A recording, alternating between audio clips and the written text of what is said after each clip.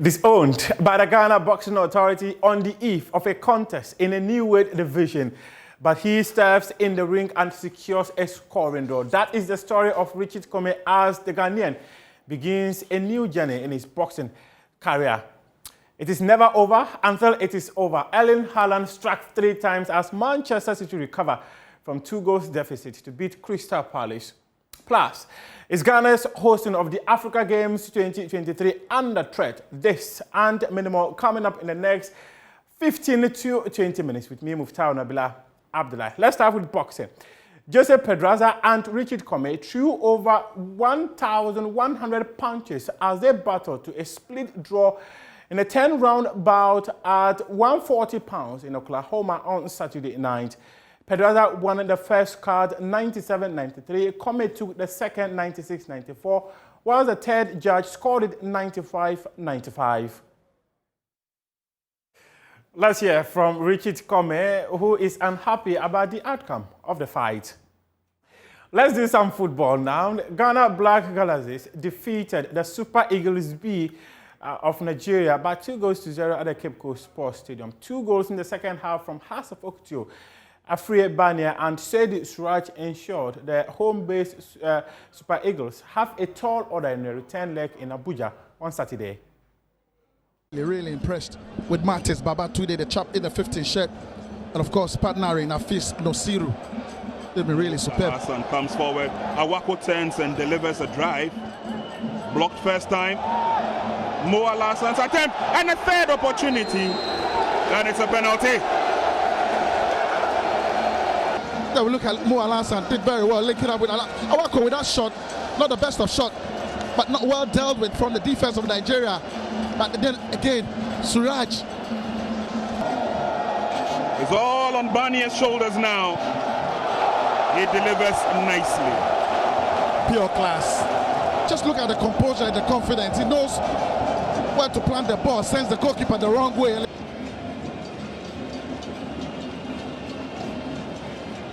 Nkrumah Kosa lays on the pass. Picked up nicely by Jenim Boateng, but it's brought down. Game will continue. Dennis Kosa now. Pushes one forward. Here's Abagna.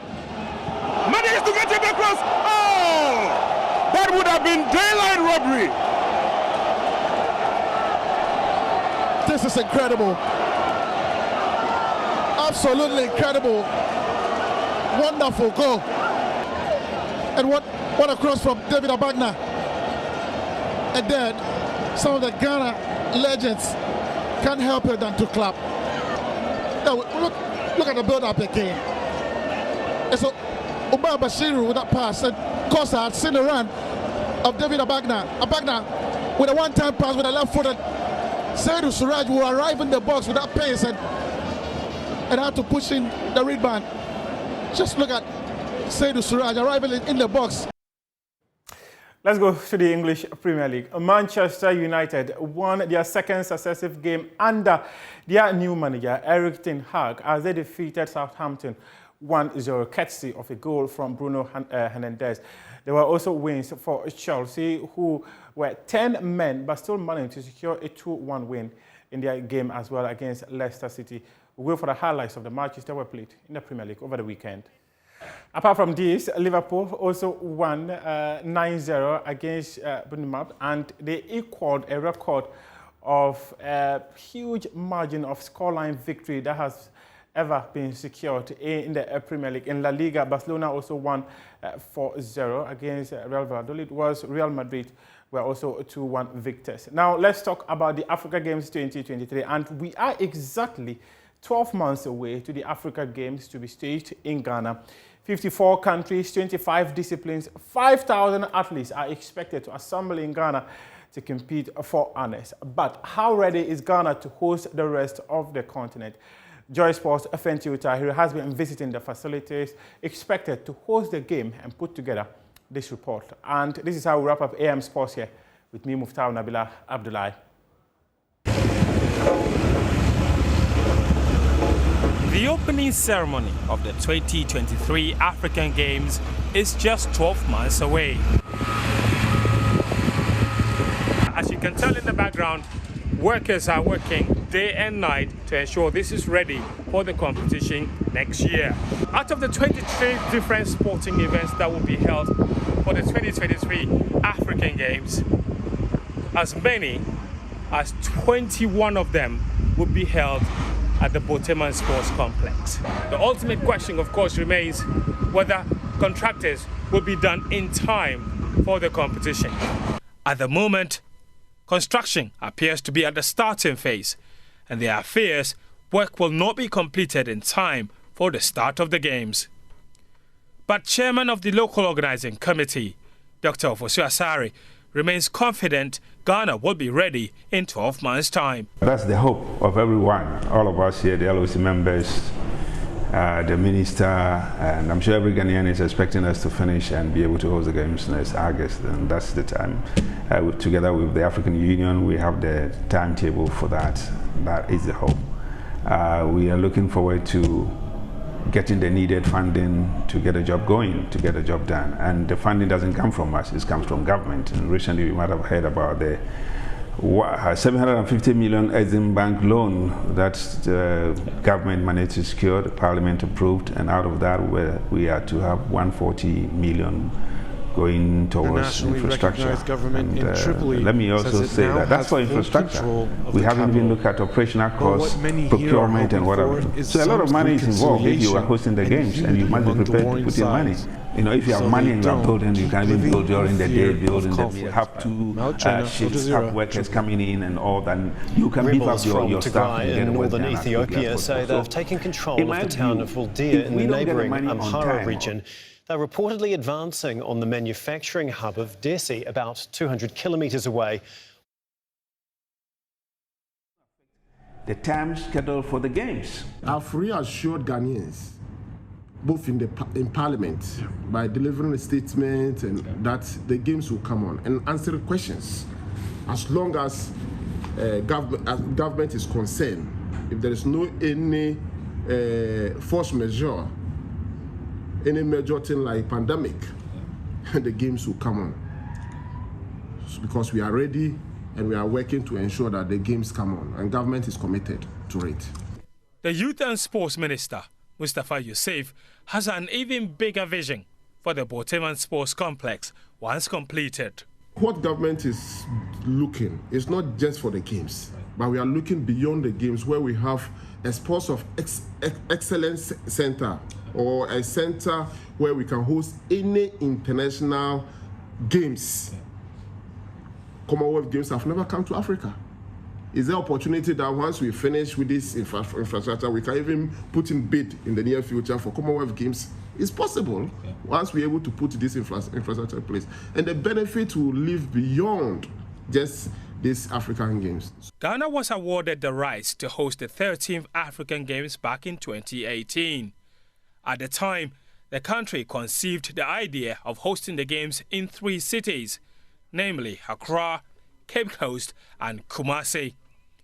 But the African Union Commission, the organization in charge of the Games, kicked against the multi-city approach, preferring to concentrate the Games in one city, in line with previous traditions. In November 2020, after months of delays, government finally announced plans to construct a 50,000 Olympic stadium at Boteman to serve as venue for the Games. The Boteman structure, whose construction begins today, will be equipped with the following facilities in accordance with international standards and will be capable of hosting any international competition.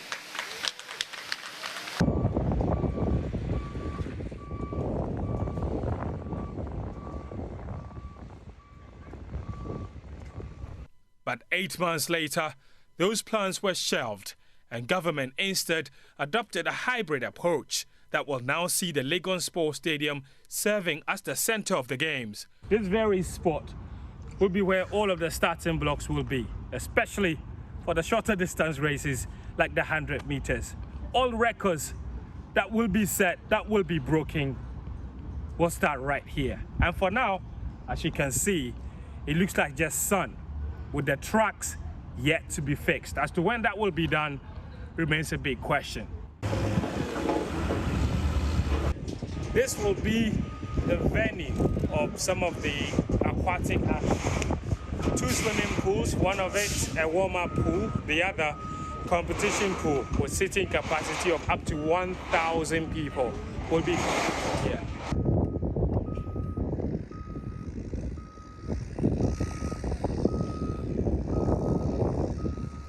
There will be 5 tennis courts, including a center court that can seat up to 1,000 spectators. There will be 3 multi-sports halls, which will house indoor sporting events such as basketball, badminton, table tennis, volleyball, among others. But the work that remains to be done here is enormous.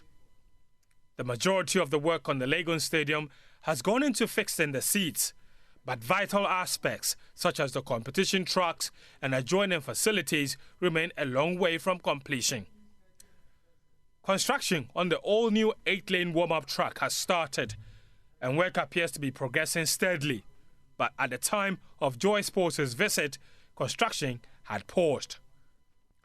Work is also progressing on the rugby field situated on the Legon campus, venue for the rugby competition in the African Games. The Liman Hostel on campus will accommodate the athletes and will serve as the athletes' village, but even those require major upgrades to meet the competition standards. I inspect every month just to make sure the contractors are on site. And so far, all the 3 contractors do upgrading the games village because the halls are there, but you need to put certain facilities, heating facilities for hot water and warm water. These are requirements of the games. So you need to put air conditioning. Those facilities don't have that. We have to provide that. The contractors are on site. You need to have security. If you go to the games village now, the security fence is done. You need to have a restaurant where they will converge and have. We are developing, so you have opportunity to visit all that. You need to have a medical center where injuries and minor injuries can be treated. All these are things that we are working on, and I'm very positive that we are going to. It's not only Ghana, even Birmingham. If you have opportunity of going to Birmingham, their facility they couldn't complete all before the games. History, the African Games history is replete with occasions where some countries had to shift. Some of the games had to shift to either the following year, 6 months addition and all that.